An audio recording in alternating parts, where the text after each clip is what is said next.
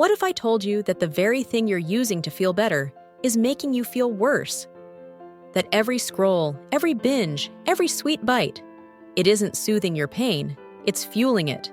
In Dopamine Nation, Dr. Anna Lembke reveals a terrifying truth. We're all addicts now. Not to heroin or cocaine, but to likes, to sugar, to porn, to noise, to more. And the scariest part? Most of us are unaware that it's happening. So if you've ever asked, why do I feel worse the more I chase pleasure? This video might just change your brain. For most of human history, survival meant one thing: chasing pleasure and avoiding pain. That wiring kept us alive. But today, that same wiring is destroying us. We live in a world of constant stimulation. You don't need to hunt for food, it's delivered. You don't need to seek connection, you swipe. You don't need to earn rest, you binge 5 episodes in a row. The result? We're drowning in dopamine. And just like a drug, the more we get, the less it satisfies. Dr. Anna Lembke, a psychiatrist who treats real addiction, makes it brutally clear. Most of my patients aren't hooked on heroin. They're hooked on their phones, their feeds, their habits. So no, you're probably not addicted in the traditional sense. However, you may become trapped in a cycle of overconsumption, emotional numbness, and silent burnout. This video isn't about judgment, it's about awareness. Because once you see the pattern, you can break it. If you want more truth bombs like this, not surface-level self-help, but deep psychological rewiring, get subscribed. We break down the books that change lives, not just shelves. The Pleasure-Pain Seesaw: Why More Feels Like Less. Here's something most people don't know. Pleasure and pain are connected in your brain, like two sides of a seesaw. Every time you chase pleasure, whether it's chocolate, TikTok, or a shot of tequila, the seesaw tips toward dopamine. But the brain hates imbalance, so it pushes back with pain. Not physical pain, but emotional. Anxiety, restlessness, numbness, even depression. It's called dopamine deficit state. And the more often you tip the seesaw toward pleasure, the harder the brain works to slam it back toward pain. That's why a little Netflix turns into 5 hours. Why does one scroll become 30 minutes of doom scrolling? And why every new hit feels a little emptier than the last? Dr. Lembke explains it like this. The brain adapts to high dopamine states by reducing its dopamine production. Translation: the more pleasure you chase, the less joy you feel. And eventually, it's not just about feeling good. It's about avoiding feeling bad. This is how addictions form, not just to substances, but to behaviors. To that tiny bump of pleasure that delays the crash of discomfort. So if you've been wondering why nothing feels exciting anymore, why food tastes bland, music feels flat, or life just seems muted, it's not because you're broken, it's because your brain has been trying to balance the seesaw, and the more you ignore that, the deeper you fall into the trap of more equals less. But don't worry, there's a way out. And it starts with recognizing the addiction you never knew you had. Hidden addictions: how ordinary habits hijack extraordinary lives. When we hear the word addiction, we think of extremes: needles, overdoses, rehab clinics. But what if the most dangerous addictions today are the ones that look harmless? Dr. Lembke tells the story of a young man with no criminal record, a great job, and a supportive family who spiraled into crisis. Not because of drugs, but because of porn. It began casually, with a few videos posted each week, then daily, then multiple times a day. Soon, he couldn't enjoy real intimacy. His relationships collapsed. His motivation vanished. He stopped leaving the house. Why? Because every time he felt anxious, bored, lonely, he reached for relief. And that relief rewired his brain's reward system.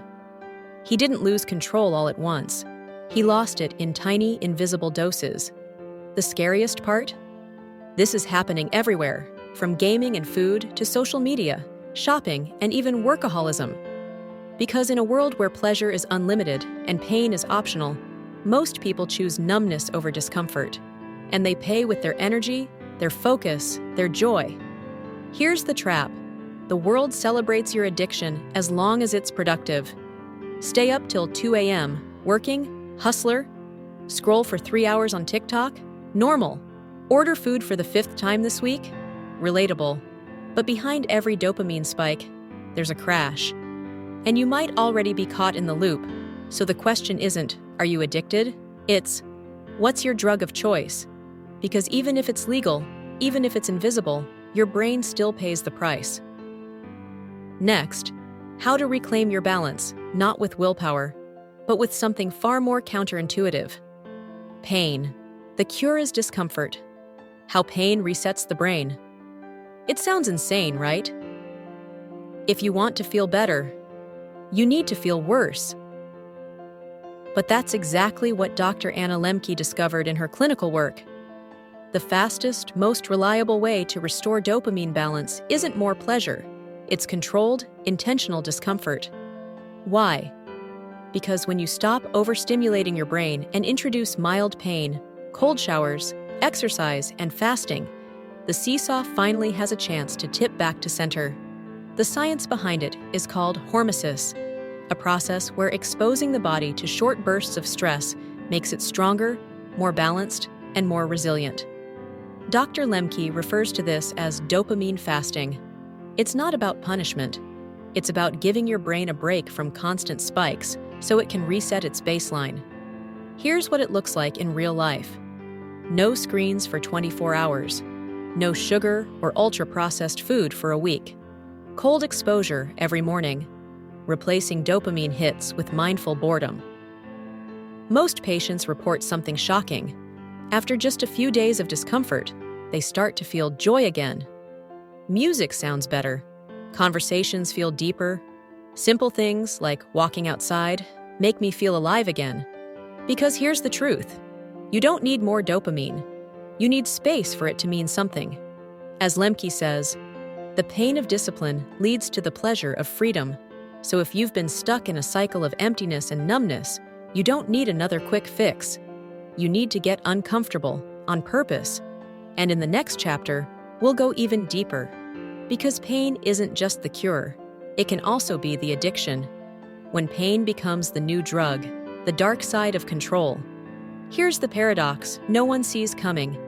Pain can be healing, but it can also become a drug. Dr. Lembke describes patients who replaced their pleasure addictions with something even more dangerous: pain-seeking behaviors. One man stopped binge drinking but started extreme fasting and overexercising. A teenager quit gaming but began cutting himself. Another became addicted to cold exposure, pushing himself past safe limits, chasing that next reset. Why?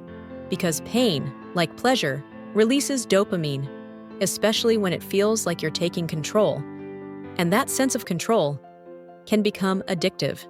It's the same reason some people bury themselves in work, push past exhaustion, or engage in emotional self-sabotage.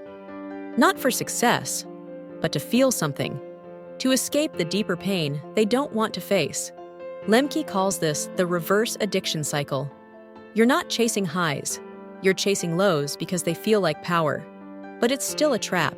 Whether it's Netflix or a 3-hour workout, you're still running from yourself. The solution? Face the discomfort, not to escape, not to control, but to observe it, to sit with it, to let it pass without numbing or overcorrecting. True balance comes not from avoiding pain or chasing it, but from embracing it, but from learning to exist in the space between. And that brings us to the final insight. A lesson more powerful than dopamine, distraction, or even discipline. The rarest state in the modern world is stillness. Silence is the new high. How stillness restores the soul. After all the noise, all the spikes, all the pain, what's left? Silence. And in Dopamine Nation, Dr. Anna Lembke argues that this, not another dopamine hit, not another coping strategy, it is the ultimate medicine. Silence is uncomfortable. It's awkward, boring. It forces you to face the thoughts you've been running from. But here's the truth. Only in silence do we begin to hear our true selves. When patients stripped away the distractions, even briefly, something profound happened. They cried, they laughed, they felt. For the first time in years, their brain wasn't reacting, it was resting. In a world obsessed with stimulation, boredom becomes clarity, stillness becomes power, simplicity becomes healing. That's the real takeaway of Dopamine Nation. Your brain isn't broken, it's exhausted. And if you want to feel truly alive again, don't chase more, chase less. Let's take everything we've learned and make it personal. Because if you're ready to reset your dopamine system, I have a challenge for you, and one more book that'll help you build the habits to sustain it. So, where do you go from here? You can't escape dopamine, you can't erase desire, but you can reclaim control. The secret isn't to live like a monk. It's time to start noticing what's pulling your strings and start pulling them back. That starts today. Here's your challenge. Pick one habit, just one, that you suspect is numbing you. Maybe it's scrolling, maybe it's sugar, maybe it's just one more episode. Now, cut it. Just for 7 days. No shortcuts, no exceptions. And in that space, when your brain starts screaming for a high, just sit with it. You're not dying, you're detoxing. But to truly rewire your system long-term, you'll need more than detox. You'll need new habits, and there's no better guide for that than James Clear's Atomic Habits. It's the most powerful book I've summarized to how to build systems that stick. While Dopamine Nation shows you why you're stuck, Atomic Habits shows you how to move forward. Next, watch that video. The link is in the description, and drop a comment. What's your biggest hidden addiction? Let's talk about it. And if you're ready to master your mind instead of feeding your urges, hit subscribe. Because next week, we're going even deeper.